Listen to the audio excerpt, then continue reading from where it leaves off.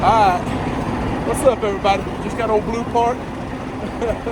And we got some major changes coming to the old career for Triple T.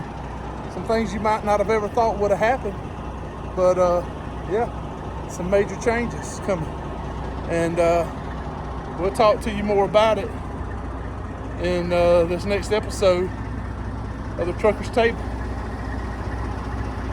I wonder what kind of changes could be coming. Something new, baby. You never thought it would happen. But hey, it's time. We got a big surprise coming for you guys. So don't go nowhere. Hang around and get ready for another great episode of the Trucker's Table. Let's get it started.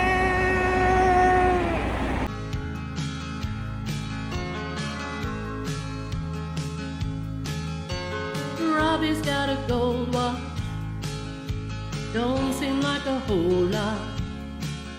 After 30 years of driving up and down the interstate, but Robbie's had a good life, and Robbie's got a good wife. Alright, what's going on, my people? So, you've seen it. Old Triple T going over to Werner. More consistent freight. Stay running.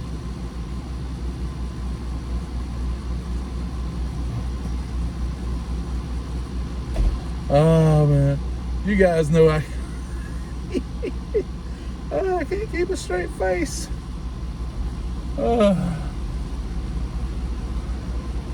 That's hilarious. Let's pause for this small public service announcement, and we'll be right back. So y'all don't go nowhere. Hang around.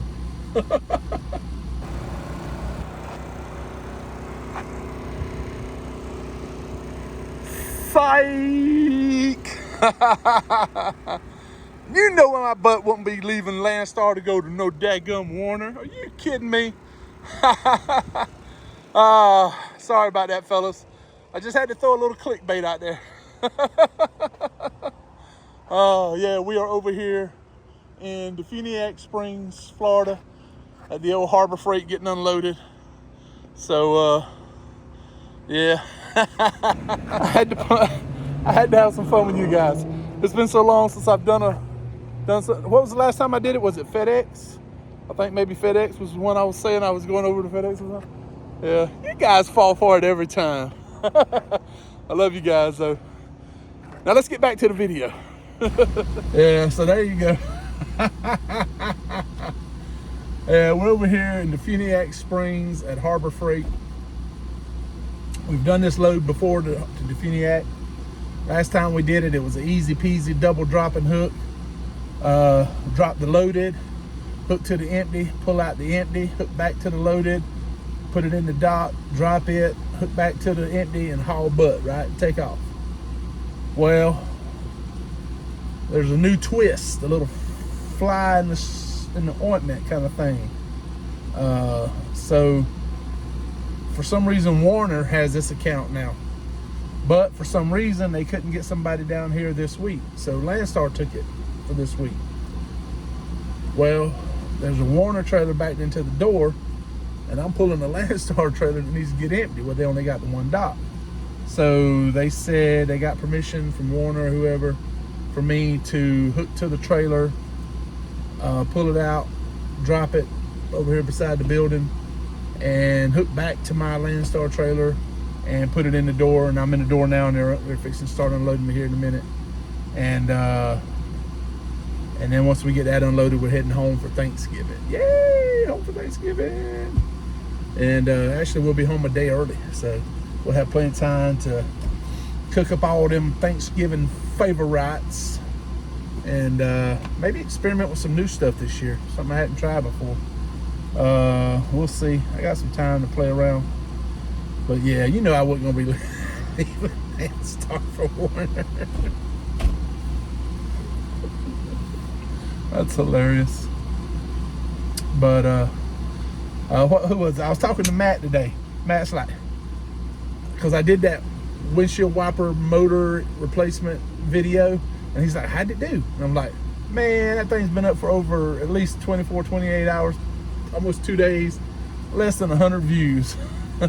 He's like, you got to change the title. I broke down and I was stuck on the side of the road and I had to do this, you know, because people want to see you going through a breakdown or some kind of problem, you know. So he's like, clickbait, clickbait. You got to have clickbait if you're going to have views. So now I got me some clickbait. Bam, bam, bam. Oh, this is going to be some good clickbait.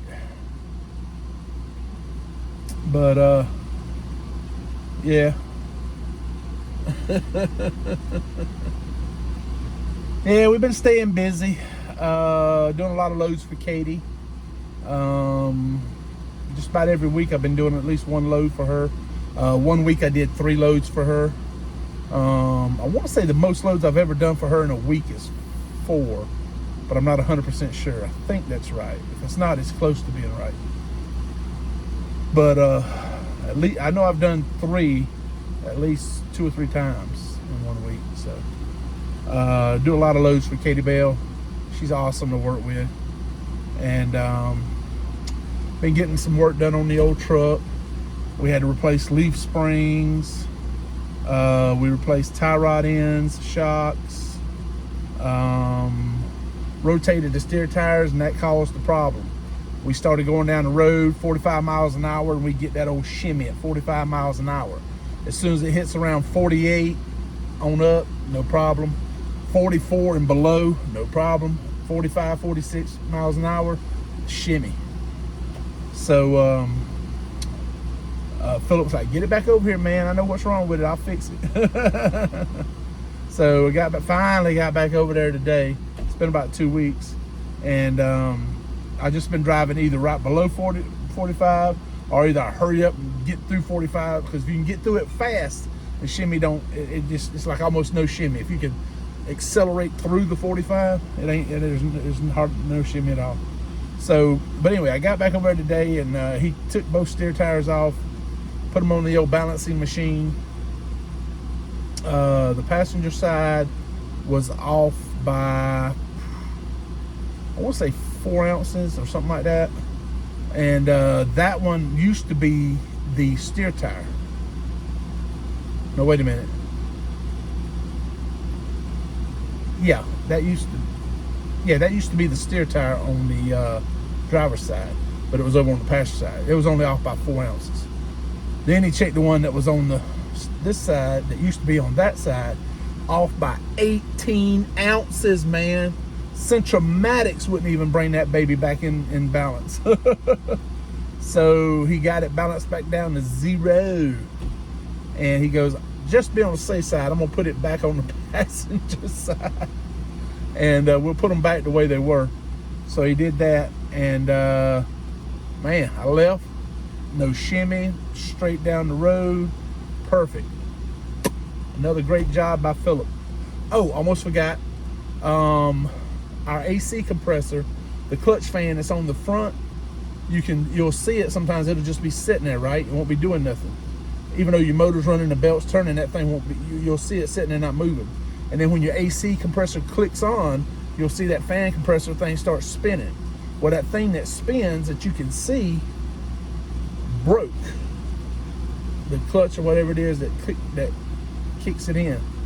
And so I ended up having to replace the whole compressor because the TA doesn't swap out just the clutch thing on the end. So, but I kept it. I'm gonna replace it myself, and I'll have a spare compressor if I need it. And Philip was on vacation, man. Philip was on vacation. So who was going to change my AC compressor? I said, well, I talked to Miss Sarah. Miss Sarah's a real nice lady. She knows what's going on in the shop for sure. And I also talked to Jason. Jason's another one that's super smart, knows what's going on in the shop. You can't miss Jason. He kind of looks like Waylon Jennings' grandson, Wiley. He's got that big black beard. Is that Wally that's got the beard? Maybe I'm thinking about somebody else. He's got that big black beard, long black hair, you know. And that's Jason. And he same way. I talked to Jason. I called him a day before I was going to be there and told him what was going on. And he went ahead and ordered the compressor, the dryer, all that stuff. Had it there waiting for me when I came in the next day. And he's like, hey, man, Billy's going to take care of you. Billy knows what he's doing. William, he knows what he's doing. He's good with the AC stuff. And sure enough, man, he got it off, got the other one back on, got me going, replaced the valve, the low pressure, high pressure valve that you have to put on there to do the filling. It was leaking, so he replaced that. And yeah, just did a great job, man. Man, Philip wasn't there. Billy came right in behind him, picked up the slack, didn't miss a beat. And so they got me taken care of. And so got a new AC compressor. That's 2 and 3 in less than 2 years, or about 2 years. Yeah, because I've had the Classic now for 2 years, and I replaced one a year ago in March, and so it's been good for the last 18 months, 20 months, somewhere in there, and had to replace it. But like I said, the compressor didn't go out; it was just the clutch thing on the front. So I'll be able to fix that and have a backup AC compressor, which is good to have. I'll probably pick up a dryer to carry with me as well, because whenever you change out a compressor like that, you always want to change out the dryer. But the whole AC system's been completely redone. Evaporator, expansion valves, condenser, all the hoses, everything's been redone. The only thing I didn't replace was the switch and the blower motor. So, and I'm fixing to replace the blower motor in the sleeper because it's about shot. So, yeah, whole new AC system. Truck's solid, man. She is good. I love big, beautiful blue Classic. Dadgummit. But I've been thinking a lot about the old Volvo lately, too. And this past weekend when I was home, I had picked up over in Pensacola, and it was a mud bath over there, man. So when I got home the next day, I got out the old power washer and washed off all the mud, cleaned up the truck, did some undercarriage washing, stuff like that. Get a little bit of oil that's on down there off the oil pan and all around down in there good. And so I'm out there washing Big Blue down, you know, and I turn around and look, and the old Volvo's sitting over there looking so sad. It's got, because it's sitting under that oak tree, so it's got a little bit of a green tint to the truck, you know, it's coming off that's coming off the oak trees and all, with the dirt and everything else. So I was like, I'm gonna give old girl a bath. So I gave the Volvo a bath, washed her down good, you know. Got most of it. I didn't have the extension on the pressure washer, so I wasn't able to get the top layer above that window up there at the top where it gets high. I didn't get that part. I have to go back out there with my long one to get that. But yeah, I got to thinking about the old Volvo. Every time I go home, I crank it up, I let it run for about 5-10 minutes, you know, circulate all the fluids and build up the air pressure and the airbags and the air lines and run the electrical, and everything stays warm and it gets used, right? It's not sitting there dry rotting. So everything's getting used. Every time I go home, I crank it and run it like that. I need to drive it down the driveway a couple of times also, just to turn everything, get everything turning. Man, right now I could not sell that Volvo for what it's worth. I mean, it's worth a lot more than people want to give me for it. Maybe somebody would give me $20,000 for it, maybe. You know, because I've seen some 2015 780s like mine going for around 30,000, 25, 30,000 right in there. But I don't know that they've had as much work done on them as mine. The reason I say mine is worth way more than 20,000 is because it's got a new radiator, it's got new brakes, drums, tires, bumper, mirrors, grill. The transmission's been rewired. Everything on the emission system's been replaced except for the SCR box. The turbo, the air compressor, I think are the only two things that hasn't been changed on that truck. Complete new AC system, evaporator, expansion valves, condenser, hoses, compressor, everything new. Trying to think what else. That thing's got so many new parts. The step on the driver's side, that part of the fairing, all that's new. Trying to think what else. Wiring harness been replaced. Oil pan's been replaced.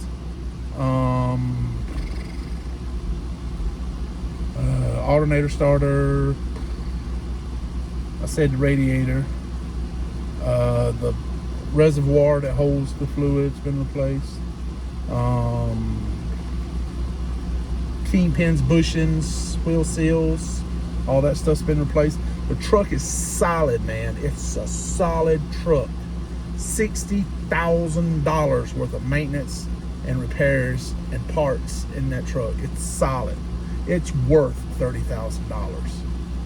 But nobody wants to give me that because it's a 2014 with over 1 million miles on it. So nobody's gonna want to give you that. And the motor's been rebuilt. The motor only has about maybe 300,000 on the rebuild. So yeah, the motor's good for at least another 5, maybe 500,000 at least. Depends on how good you take care of it. Fuel, the injectors have been replaced twice.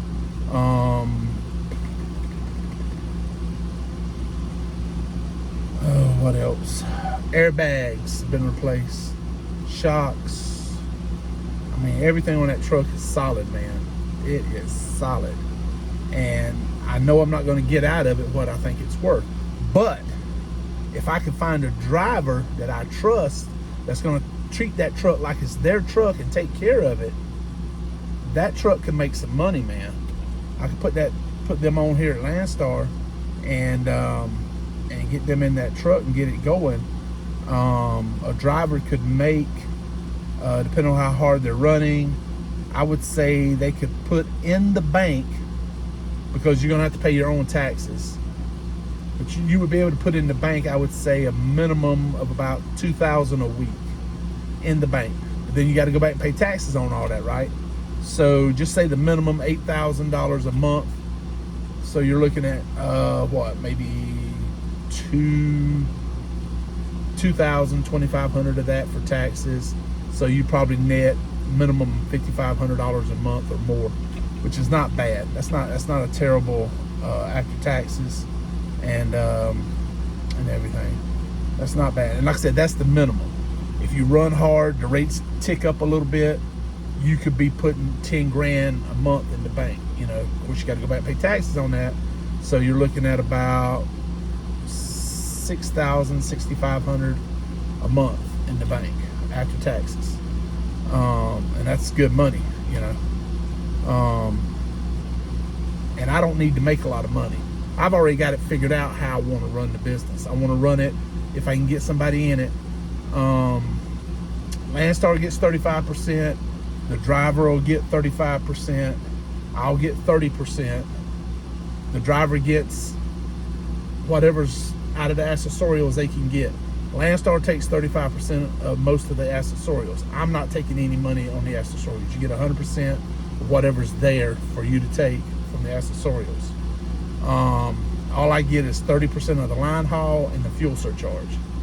And that's more than enough to pay for the fuel and pay for the upkeep on the truck and stuff like that. That would be, to me, I'd be able to put in a maintenance fund at the end. I'd be able to put about at least $4,000, $5,000 or more a month in the maintenance fund for the truck, you know, after the driver gets his money. So that's why I'm thinking, if I did that and I ran the truck for a year and I averaged $4,000 in the bank maintenance fund for a year, that's $48,000. If you just do the average, and then you subtract, you know, minimum $10,000 for maintenance and repairs, oil changes, all that stuff, you're still looking at, you know, maybe 35,000, you know, after it's all said and done, which is what the truck is worth, right? So in 1 year, I think I could make what the truck is worth, you know, and you know, and then if the driver wants to buy it, if he drives it for a year, you know, maybe sell it to him for like 10 grand. You know, if he drives it for a full year and everything, at the end of the year, sell it to him for 10 grand. It's your truck. Take it, run with it, buddy. So that's what I'm just spitballing. This is some stuff I'd like to do in my mind. My buddy Matt, I talked to him a lot about it. Nomad Trucker. Go check him out if you don't follow him on YouTube. He's a really smart guy. Well, he's a really good guy. You know I'm joking with you, Matt. But me and Matt both were talking about it today, and we're like, man, we're terrible with finances. Because we don't have the what they call it, the attention span to sit there and write every little number down. Some people can do that. I can't do it. My business philosophy is don't spend more than you make. And if you do spend more than you make, then you got to get out and run your butt off to make it back so you can at least break even. But anyway, another guy that just bought a truck, or I think he bought a truck, and he's looking at putting a driver in it, is a guy named Sammy. He has a YouTube channel called Make Sense. And I've been following him for a few years now, and friends with him on Facebook, and we've talked through Messenger a few times. And so I'm kind of watching what he's doing and seeing how it goes with him, and him putting a driver in a truck, and maybe get some advice from him, see how it goes. Another friend of mine that has done this over here at Landstar is Nathan Galloway. If you don't follow him, go check him out. He's also on YouTube. I think his channel is called G-Way, Gangsta G-Way, Nathan Galloway. He has a beautiful big green W900 with a Hulk on the side of it, and he does the heavy haul oversized stuff over here at Landstar. But he also has a ProStar that he runs, and seems like he was having trouble keeping a driver in it. I've talked to him about it a few times, but I don't remember everything that he told me about it. But he's another one I was saying about trying to talk to and get some ideas. And then you have the Landstar network of people you can talk to and get that's already over here doing this kind of stuff and get some advice. And I just need to figure that part of it out. I got a friend that's recently went to truck driving school, got a CDL. He's driving for a major mega carrier right now. If I told you who it was, you would know the carrier. Everybody knows this character. You can spot him a mile away. But I told him, I said, man, just go ahead. And it may suck driving there, but go ahead and get your year in, get a year over the road experience. And once you get that year over the road experience, then he can come over and apply to Landstar. As long as he hadn't had any tickets, the CSA score's not too high, stuff like that. He could come over to Landstar, and if he could come over to Landstar, then I could put him in the Volvo, you know. And me and him's been best friends. Well, we've been, yeah, as good as friends can be, I guess. Since grade school, we used to ride the bus together, me and him and another friend. The three of us, all three of us still talk today. So he would be somebody I would trust to drive it. So I don't know. I'm thinking about it. I don't want. I hate the idea of the Volvo just sitting there for. You know, it's already been sitting there for 2 years. And that's driving me crazy. I can't stand it. You know, I wish I could at least go ahead and get the truck activated, and then I could drive it maybe once a month. You know, just do a quick little load for Katie or somebody, just to keep it rolling, keep it pulling, keep it, you know, moving, and making sure it's solid. Oh, I need to get the DPF filter cleaned. That's what it is. I've never changed the DPF filter either, so I need to clean the DPF filter or either replace it, and then she's good to go. No problems at all. So I need to get that done as well. So those are just some things. If I can get it running, get it going. Some things I've been thinking about doing. So But anyway, I just thought I'd poke some fun at you guys. This is Thanksgiving coming up, and I haven't done any good talking videos in a while, so I thought I'd just talk to you guys for a little while and try to punk you out a little bit. Have some fun with you. But yeah, so thank you guys so much for liking, watching, commenting, subscribing. I really appreciate it. I hope you have a very, very happy Thanksgiving. And if you're out on the road, take a minute, sit down, eat you a good Thanksgiving dinner if you can find one, and call, talk to your family, let them know you're thinking about them, you love them, you miss them.